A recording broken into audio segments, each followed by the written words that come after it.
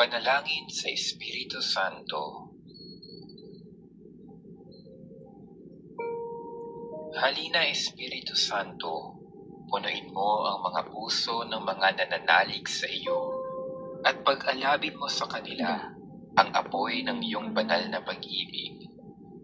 Ipadala mo ang iyong Espiritu at sila'y malilikha at sa gayo'y mapaninibago mo ang mukha ng mundo. Manalangin tayo. O Diyos, na sa liwanag ng Espiritu Santo ay tinuruan ang mga puso ng mga mananampalataya, ipagkaloob mo na sa pamamagitan din ng Espiritu Santo ay ibigin namin kung ano ang wasto at makatarungan at sa tuwin ay magalak sa kanyang pagkilos na nakapagdudulot ng ginhawa sa aming loob. Sa pamamagitan ni Kristo na aming Panginoon. Amen.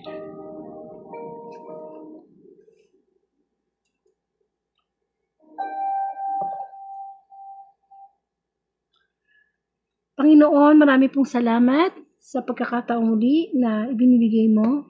Tawarin po kami sa aming mga kasalanan at patuloy na maghari ang mabuting balita sa aming mga puso. A proclamation of the Holy Gospel according to Matthew. Glory to you, O Lord. As Jesus was going up to Jerusalem, he took the 12 disciples aside and spoke to them privately. As they walked along, listen, he told them, "We're going up to Jerusalem, where the Son of Man will be handed over to the chief priests and the teachers of the law. They will condemn him to death and then hand him over to the Gentiles, who will make fun of him, whip him, and crucify him. But 3 days later, he will be raised to life." Then the wife of Zebedee came to Jesus with her 2 sons, bowed before him, and asked him for a favor. "What do you want?" Jesus asked her. She answered, "Promise me that these 2 sons of mine will sit at your right and your left when you are king." "You don't know what you are asking for." Jesus answered them, "The sons, can you drink the cup of suffering that I am about to drink?" "We can," they answered. "You will indeed drink from my cup," Jesus told them, "but I do not have the right to choose who will sit at my right and my left. These places belong to those for whom my Father has prepared them." When the other 10 disciples heard about this, they became angry with the 2 brothers. So Jesus called them all together and said, "You know that the rulers of the heathen have power over them, and the leaders have complete authority. This, however, is not the way it shall be among you. If one of you wants to be great, you must be the servant of the rest. And if one of you wants to be first, you must be the slave of the others. Like the Son of Man, who did not come to be served, but to serve and to give his life to redeem many people." My brothers and sisters, the Gospel of the Lord. Praise to you, Lord Jesus Christ. Amen. So, muli, patuloy tayo sa Word of God, Daily Gospel. At ang ating pong pasasalamat sa Panginoon sapagkat ngayon po ay March 4, 2026 at ang Wednesday Gospel po ang ating pagninilayan bilang pagkaing spiritual. At diretso na tayo doon sa nakikita nating word sa screen, position or sa Tagalog katayuan. Position, yun . So, dito po kasi sa mabuting balita na binasa natin kay San Mateo, actually mahaba siya, no? Chapter 20, verses 17 to 28. Merong usapang naganap, di ba, na ninihiling ng asawa ni Zebedee, yung nanay na yung kanyang dalawang anak, malagkaroon ng posisyon, katayuan, kapag si Kristo ay hari na, no? Yung isa sa kanan, isa sa kaliwa. So, parang maano siya, nagre-request yung nanay na magkaroon ng position. Para siguro iniisip ng nanay na kung mapa sa lupa o mapa sa langit, magkaroon ng posisyon. Meron pa ba yun? Di pag namatay tayo, wala nang posisyon eh. Hindi natin titingnan ng Panginoon kung attorney ka ba, senador ka ba, presidente, ano bang posisyon na mataas sa kumpanya. Hindi na yun eh. Kaya itong hinihingi ng nanay ng dalawang niyang alagad, talaga namang parang nakakahiya, no? Na parang pinangunahan niya ang Panginoong Jesus. Una sa lahat, yung pagbibigay ng posisyon, hindi naman gawain niya ng Panginoon eh. Ang amang may gawain niya talaga. Meron na siyang itinalaga eh. Palagi ko naman, pagdating ng sa langit, wala na po si posisyon, no? Tayo lahat ay anak ng Diyos, kapatid ng Panginoong Jesus. At lahat tayo, masasabi natin, hindi tayo dapat nagkahangad ng ganyan-ganyang posisyon na kailangan pag sa langit ako, ganito ang posisyon ko, ganito hindi. Kasi sapagkat, yun nga, kamukha na nga ng gospel nung nabanggit natin, no, nung March 3, na habang tayo ay binibigyan ng pagpapala ng Diyos, sa trabaho, tumataas ang posisyon mo, mas lalong naging mababa ang ating kalooban.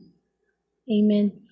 Kasi, ang ginawa ni Kristo na anak siya ng Diyos, pero nagkatawang tao siya, naglingkod siya sa atin, binigyan niya ang kanyang buhay, binabahan niya yung posisyon niya, mula sa pagka-Diyos hanggang sa naging tao siya, para yan sa atin. So, bakit tayo mga tao parang, it really matters sa atin na, supervisor ako, presidente ako ng kumpanya, ako may-ari ng kumpanya. Di bang pinagmamalaki? Minsan pa ngayon, naabuso yung posisyon, no? Kung ano mang posisyon niya sa lipunan.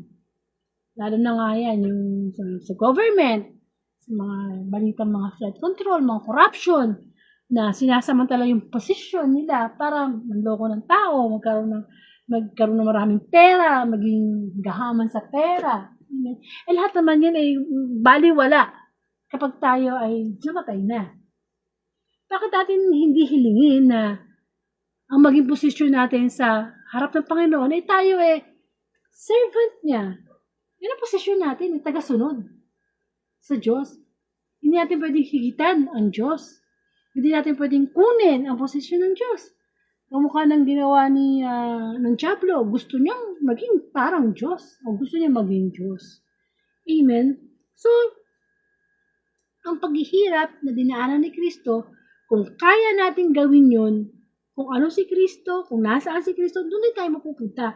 Kaya nga sinabi niya sa mabuting balita na, kaya niyo ba yung mga pagdadaanan ko? Alam naman natin pinagdaanan ni Kristo, diba?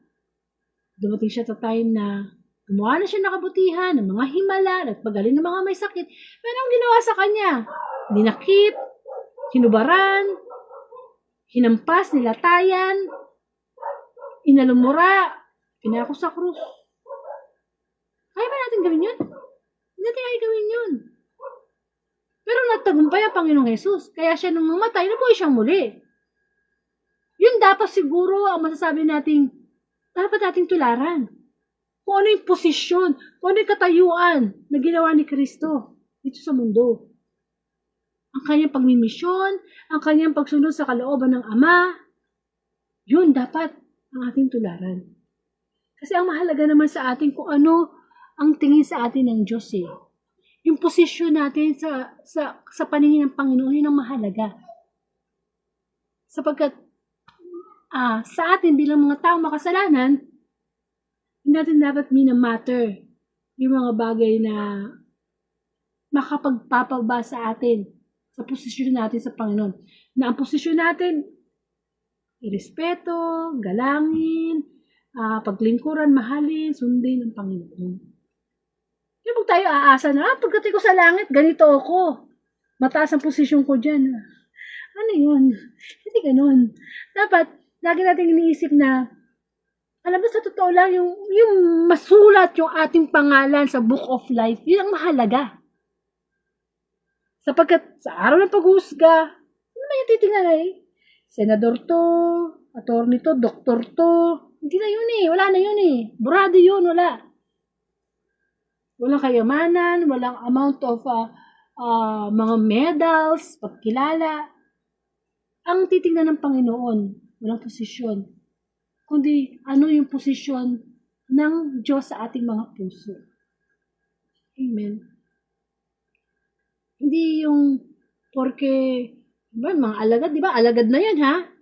Pero pinangunahan pa nung nanay ng mga alagad na tanungin ng Panginoon na, ito po isang anak ko sa kanan, ito sa kaliwa. Hindi ganun. Hayaan natin, nakikita naman ng Panginoon ang ating pag-ibig sa Kanya, paglilingkod, pagtitiwala, pagsunod. Hayaan natin ng Diyos. Kung gusto ng Diyos, gawin tayong ganito sa langit, siya lang may karapatan nun. Ano tayong karapatan? Hayaan natin kusa ang Panginoon magbigay ng reward sa atin. Ang mahalaga, yung sinusunod natin, yung ating ang Diyos. Meron tayong disposisyon na sundin siya sa kanyang mga inuutos sa atin. Amen. Kaya, habang nabubuhay pa tayo, binibigyan pa tayo ng pagkakataon ng Diyos, isipin na natin, pagnilayan na natin, na hindi nakakahigit ang iba sa atin. Hindi porke mataas ang pinag-aralan nila, mayaman sila, api na ang mga taong walang ganong kakayanan o kayamanan.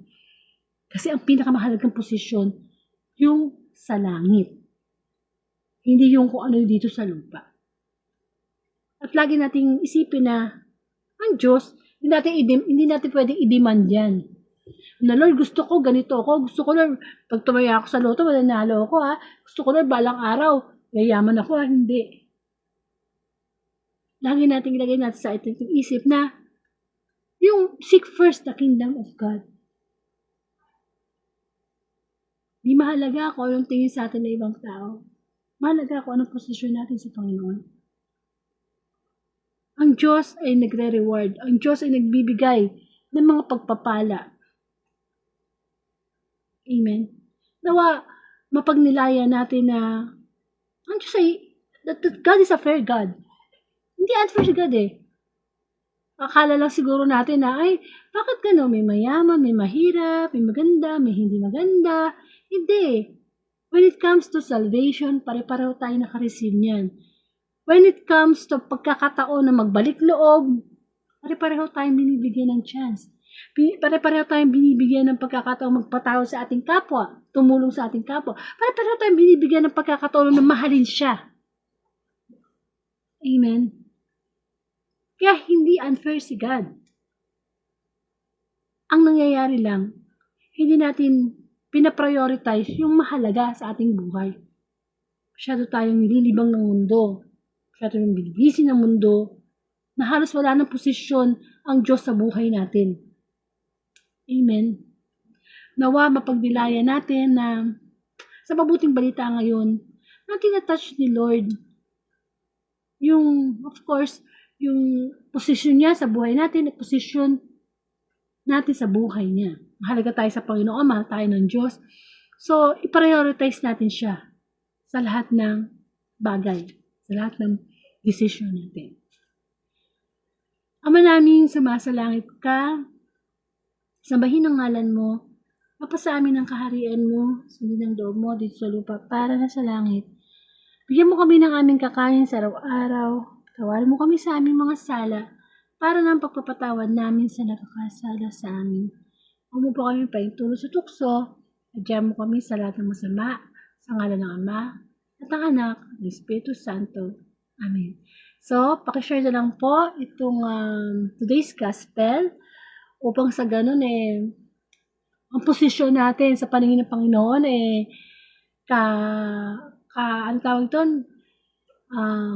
Kaaya-aya, Amen. Nabibigyan natin ng posisyon sa ating puso ang Panginoon. And of course, mission naman talaga natin yan to spread the word of God. At kung ipagkakaloob ni Lord ang March 5, 2026, Thursday's Gospel, sama-sama po tayo muling magnilay ng mabuting balita. To God be the glory.